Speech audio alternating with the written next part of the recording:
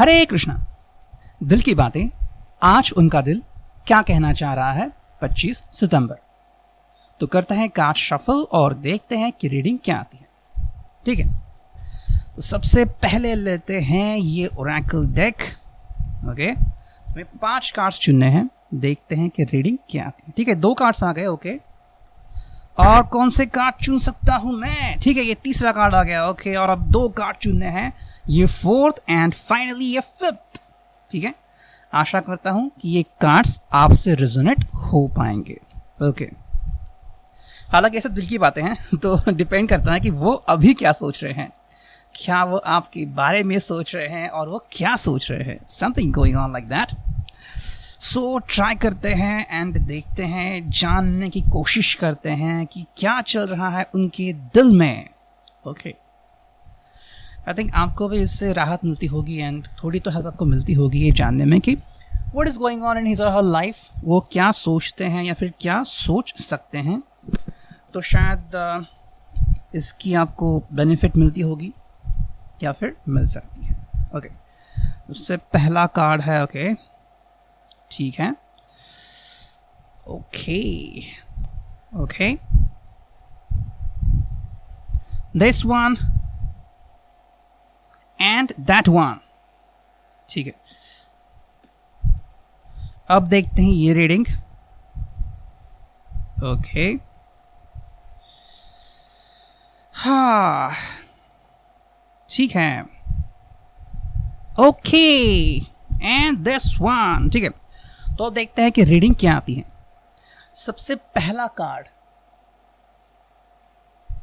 Okay, वो है action का card. Wands, fire sign, 2 of wands, planning. Okay, so I think वो किसी तरह की प्लानिंग कर रहे हैं। The person is trying to plan out something and I think ये प्लानिंग किसी खास विषय के बारे में हो सकती है।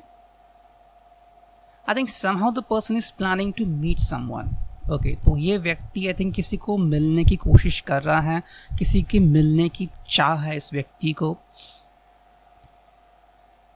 And maybe the person is interested in communicating with the person, meeting the person outside his house.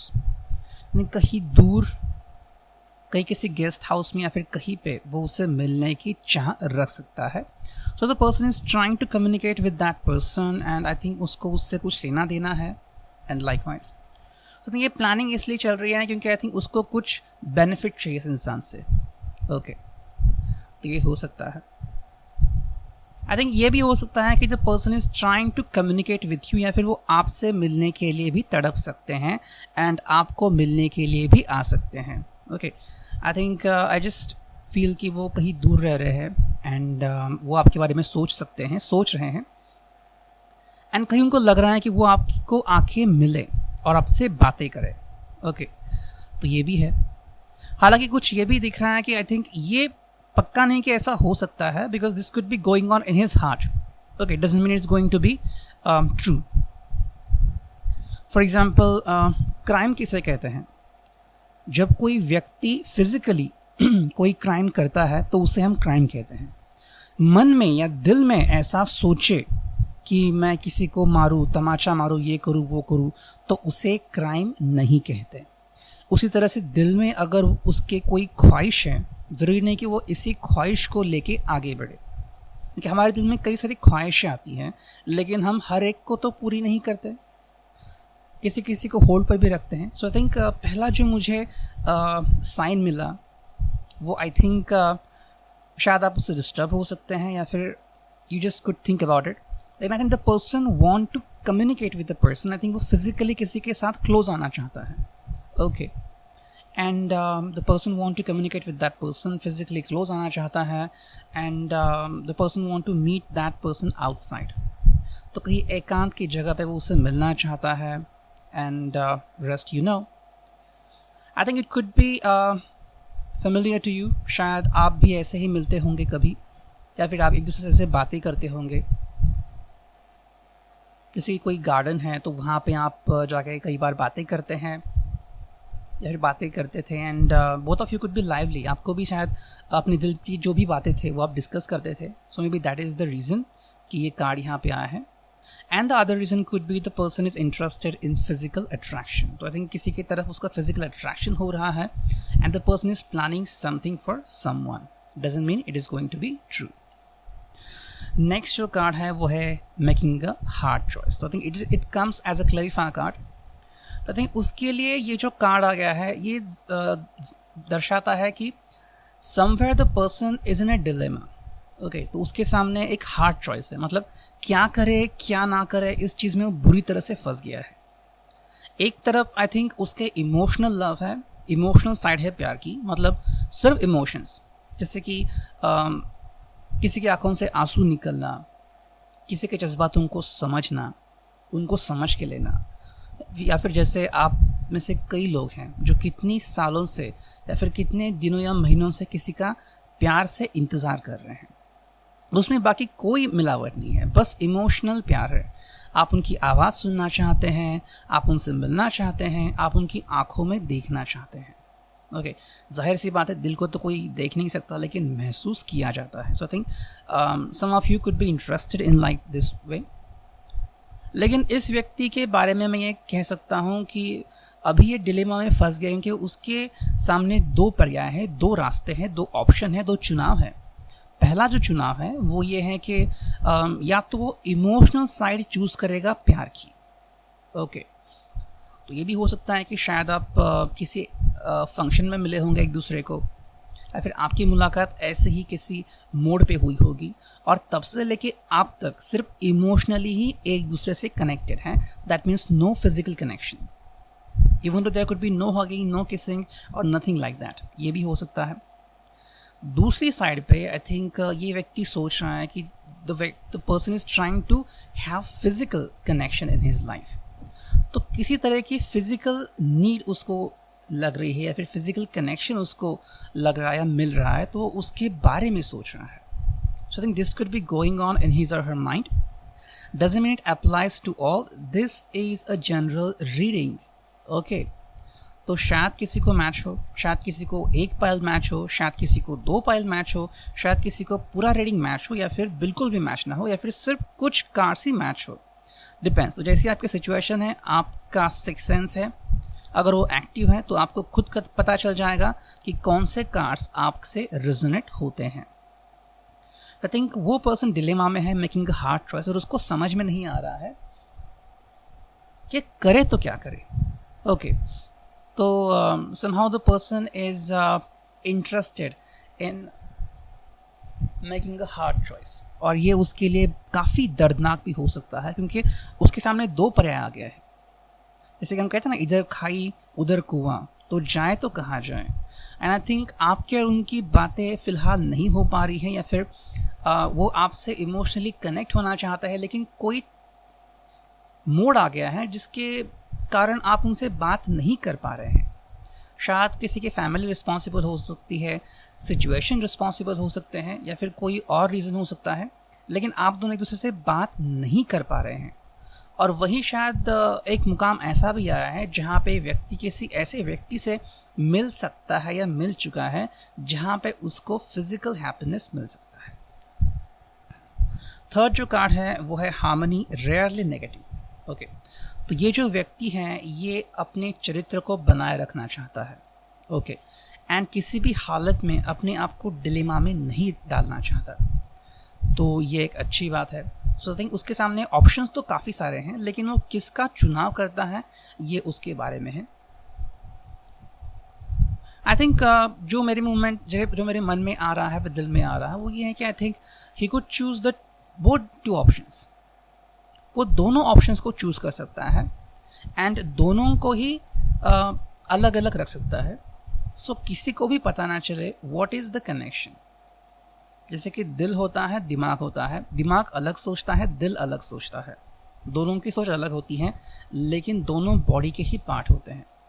वैसे ही शायद वो इस व्यक्ति के दिल में ऐसा चल सकता है कि he could have a physical connection, he could also have a emotional connection, and both the connection would never know about each other. तो ये हो सकता है. हालांकि चांसेस काफ़ी सारे हैं कि वो कोई ऐसा ऑप्शन चूज़ करेगा ताकि उसका चरित्र बना रहे और किसी भी हालत में वो अपनी नज़रों में ना गिरे. सो जैसे आपने कई बार उनको प्यार की कसम दी थी, आपने कस्में खाई हैं, या फिर आपने एक दूसरे को प्यार के वादे दिए हैं, तो वो उन्हें भूलना नहीं चाहते और वो अपनी नज़रों में नहीं गिरना चाहती. So the person would try to be positive about you, और वो आपके प्यार को भूलेंगे नहीं, ऐसा वो करेंगे. नेक्स्ट जो कार्ड है वो है न्यू प्रोजेक्ट. तो आई थिंक एक नई शुरुआत करना चाह सकते हैं अपनी ज़िंदगी में. तो आई थिंक बहुत ऊब गए हैं, क्योंकि जिस तरह की परिस्थितियों का सामना वो कर रहे हैं वहाँ पे उनको हार्डली कोई चॉइस करने को मिल रहा है. तो आई थिंक जो हो सकता है वो ये है कि एक नई शुरुआत करें अपनी ज़िंदगी में और वहीं से आगे बढ़े. तो कैसे शुरुआत करेंगे और क्या करेंगे वो उनके ऊपर डिपेंड है. एंड जो फाइनल कार्ड है वो है न्यू फ्रेंडशिप और रोमांस कप्स. ओके, तो आई थिंक इसका मतलब है कि कुछ लोग ऐसे होंगे जो पास्ट की सभी रिलेशनशिप को तोड़ देंगे. Okay, so I think the person would cut the cords. उसे किसी भी तरीके के रिलेशनशिप के बंधन में बंधना नहीं है. ओके, ये भी हो सकता है कि शायद वो आपको मैसेज करे, टेक्स्ट करे या कॉल करे, and I think the person would try to tell you कि वापस से नई शुरुआत करते हैं. मतलब वो कस्में वादे वो सब भूल जाओ एंड एक नई शुरुआत करते हैं just by being a friend, और फिर देखते हैं कि रिलेशनशिप कहाँ तक जाती है. सो आई थिंक कहीं ना कहीं जो आपकी रिलेशनशिप स्टकअप हो गई थी या फिर कहीं पर रुक गई थी और आगे ही नहीं बढ़ पा रही थी, तो इस व्यक्ति को कुछ समझ में नहीं आ रहा है कि तो करे तो क्या करे. क्योंकि जैसे हमने देखा यहाँ पे वो डिलेमा में है. पहले तो प्लानिंग कर रहा है, सो ये पहली बात है उसके दिल में. सेकेंड जो कार्ड है वो है मेकिंग अ हार्ड चॉइस. तो ये बात उसके लिए काफ़ी डरावनी है. इसका मतलब रिश्ता ख़त्म करने के बहुत करीब भी वो आ सकता है. लेकिन ये जो कार्ड आ गया है हार्मनी, इसका मतलब वो संभालना चाहता है चीज़ों को. लेकिन ये जो कार्ड आ गया है न्यू प्रोजेक्ट, दैट मीन्स वो ऊब गया है इस संभालने की प्रोसेस को. तो शायद आप नो कॉन्टैक्ट में जोन में होने के बावजूद भी आपको ये पता चल सकता है कि आज भी वो आपके लिए अपने फैमिली से या दोस्तों से झगड़ते हैं कि यू आर हिज और हर ट्रू लव. लेकिन कई बार लोग करीब नहीं आ पाते. कई सारी चीज़ें होती हैं, कई सारी बातें होती हैं जिसके कारण आपका प्यार अधूरा भी रह सकता है. So I think this person is in dilemma, और इसलिए शायद वो कहीं पे किसी कॉर्ड को कट करना भी चाह सकता है या फिर कट भी कर सकता है. थोड़ा शायद किसी को तकलीफ हो सकती है, आपको भी तकलीफ हो सकती है, उनको भी तकलीफ हो सकती है, लेकिन फाइनली उनके दिल की ख्वाहिश है. डजंट मीन कि वो डायरेक्टली ऐसा करेंगे, लेकिन कहीं ना कहीं उनके दिल में ऐसा चल सकता है. ओके, नेक्स्ट जो कार्ड है वो है विड्रॉल. तो आई थिंक ये जो कार्ड है ये बयान करता है कि ये जो व्यक्ति है ये अभी अपने आप को किसी सिचुएशन से बाहर निकालना चाहता है. ओके, तो आई थिंक वो कहीं पे फंस गया है and he want to come out of the situation. तो शायद ये आपके बारे में भी हो सकता है. ओके, आप तो उनसे प्यार करते हो, उनसे मोहब्बत करते हो, और किसी भी हालत में आप उनको खोना नहीं चाहते. ये सबसे पहली बात है. एंड आप हमेशा उनके बारे में सोचते रहते हो. ऐसा नहीं कि सिर्फ किसी पल ही आप उनके बारे में सोचते हो. दिन भर आप उनके बारे में सोचते हो, रात भर आप उनके बारे में सोचते हो. लेकिन शायद इसको लग रहा है कि काफ़ी ज़्यादा उसकी इन्वॉल्वमेंट हो गई है रिलेशनशिप में. ओके, और अब ये सर से ऊपर पानी बह रहा है. तो थिंक ये इसलिए हो सकता है क्योंकि वो व्यक्ति ज़िंदगी में आगे नहीं बढ़ पा रहा है. माना कि उनकी ख्वाहिश हो कि आपके साथ घर बसा, या फिर आपके साथ ज़िंदगी में आगे चले जाए, या फिर there could be engagement with you, या फिर जैसे भी आपकी शुरुआत हुई हो रिलेशनशिप की, बाय बीइंग अ फ्रेंड, या फिर by being a good couple, by being a lover. तो इस रिलेशनशिप को वो आगे ले जाना चाहता है, लेकिन आई थिंक किसी कारणवश उनको तकलीफ आ रही है. कुछ फाइनेंशियल इशू हो सकते हैं, फैमिली इशू हो सकते हैं, स्ट्रेस इशू हो सकते हैं, या फिर कोई और इशू हो सकते हैं. शायद उनका एंगर या कोई हैबिट हो सकती है जो आप दोनों में दरार बन रही है, या फिर कुछ दोस्त हो सकते हैं जिन्होंने आप दोनों में दरार पैदा कर दी है. So what is the important thing is that कि हालांकि ऐसी बातें हुई हैं तो वो व्यक्ति इस रिलेशनशिप से एग्जिट करने की सोच रहा है. नेक्स्ट जो कार्ड है वो है इन्फ्यूरिएटेड. तो आई थिंक वो व्यक्ति अंदर ही गुस्से से तप रहा है. Okay, the person is angry inside. And this could happen because I think उसको कोई वे आउट नज़र नहीं आ रहा है, द पॉजिटिव वे आउट या फिर पॉसिबल वे आउट, कि चलो आपसे कुछ बयां करे या फिर आपसे कुछ बात करे। आई थिंक कई बार ऐसा हुआ होगा या फिर आपने भी ये जाना होगा कि वो बहुत गुस्से में रहते हैं। जब भी आप उनको मैसेज या कॉल करते हैं तो उनका रिप्लाई जो होता है वो कई बार गुस्से से भरा होता है या फिर गुस्से वाला होता है। डज़न्ट मीन को आपके ऊपर एंग्री है, जो उनके अंदर भड़ास होती है वो बाहर आने की कोशिश करती है। तो the person is actually angry on himself या हरसेल्फ, तो अपने ऊपर ही वो एंग्री है। ओके, आपके ऊपर नहीं, वो अपने ऊपर ही एंग्री है। लेकिन जब भी आपका टेक्स्ट या मैसेज आता है तो एंगर अपने आप बाहर निकल आता है और आपको लगता है कि वो व्यक्ति आपके ऊपर गुस्सा है, तो वो व्यक्ति अपने आप पर गुस्सा है और उसे समझ में नहीं आ रहा है कि अब मैं करूँ तो क्या करूँ और इससे बाहर कैसे निकलूँ। तो ये क्या है, ये देखते हैं तीसरी कार्ड से। ओके, आई थिंक ये कार्ड है गिल्ट। तो आई थिंक ये जो कार्ड है ये कुछ चीज़ें बयां करता है जो शायद उन्होंने आपसे नहीं कही हैं। आई थिंक इसका मतलब है कि उस व्यक्ति ने कुछ ऐसी चीज़ें की हैं जिनका इस व्यक्ति को पछतावा हो रहा है। ओके, तो आई थिंक ये भी हो सकता है कि शायद वो आपके बारे में सीरियस नहीं थे, हालांकि उनको पता लग गया कि आप उनसे प्यार या मोहब्बत करने लगे हो। तभी जब उनको पता चला तभी वो अपने आप को रोक सकते थे और आपको उनके साथ आगे बढ़ने से रोक सकते थे, लेकिन उन्होंने ऐसा नहीं किया। एंड आई थिंक वो इतने सीरियस नहीं थे और अभी आप बहुत सीरियस हैं। तो ये गिल्ट उनके दिल में है कि वो आपके बारे में इतने सीरियस नहीं है। ये भी हो सकता है कि उनकी किसी और के साथ इन्वॉल्वमेंट थी, या फिर जब आप नो कॉन्टैक्ट जोन में चले गए, या फिर जैसे ही लॉकडाउन हो गया, या फिर कई लोगों की जॉब छूट गई, तो कुछ चीज़ें ऐसी बदल गई उनकी लाइफ में कि किसी चीज़ का गिल्ट है उनके दिल में कि उन्होंने ऐसा क्यों किया। तो ये भी हो सकता है शायद शराब के नशे में, या फिर किसी ने कुछ उकसाया हो। तो कुछ चीज़ें या तो उन्होंने की हैं या फिर कुछ बातें ऐसे उन्होंने कही हैं जिनका उनको पछतावा है। So there is a guilt going on inside his mind and the person doesn't know what to do after that. वो किस तरह से आपको फेस करेंगे ये उनको समझ में नहीं आ रहा है। तो एक गिल्ट है उनके दिल में एंड आई थिंक फिर भी आप उनको अपनाने को तैयार हैं।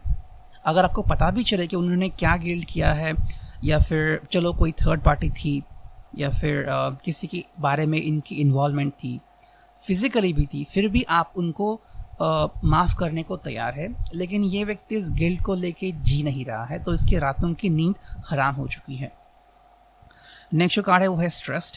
तो आई थिंक ये स्ट्रेस्ड में है इसलिए कि आई थिंक जिस व्यक्ति के बारे में वो सोच रहा है, या फिर अगर उसके लाइफ में किसी व्यक्ति की एंट्री हो चुकी है गलती से भी सही, तो वो व्यक्ति अभी इसके लाइफ से जा नहीं रही है। Okay, that's why the person is stressed. तो आई थिंक ये भी हो सकता है कि मे बी किसी ने उनको चैलेंज किया हो कि आप इस व्यक्ति से बात नहीं कर सकोगे या फिर इसको पटा नहीं सकोगे, and the person accepted the challenge even the knowing that he is already in relationship. तो बस किसी की जिद पूरी करने के लिए भी उन्होंने एंटर किया हो and now the person is not living him. Secondly ये भी हो सकता है कि the person did prank on someone और the person was drunk and something happened. I think stress में इसलिए भी हो सकते हैं कि उन्होंने आपसे कुछ वादे किए थे, कस्में लिए थे आपको कि वो आपके लिए ऐसा करेंगे वैसा करेंगे, और जो भी उन्होंने आपको कहा था वो उनको पूरा करना है। लेकिन अभी उनकी हालत ऐसी है कि किसी भी हालत में शायद वो आपसे कहे गए वादे पूरे नहीं कर पाएंगे, एटलीस्ट 1 से 2 सालों तक। तो ये काफ़ी लंबा समय है, और तब तक सिर्फ आपसे बातें करते रहे और आपको दिए हुए वादे पूरे ना करे, ये उनके समझ से बाहर है और ये ऐसा नहीं कर सकते। That's why the person is stressed. And जो फाइनल कार्ड है वो है एनॉयड। ओके, तो ये कार्ड दर्शाता है कि जो व्यक्ति है वो काफ़ी एनॉयड है एंड काफ़ी दर्द में है।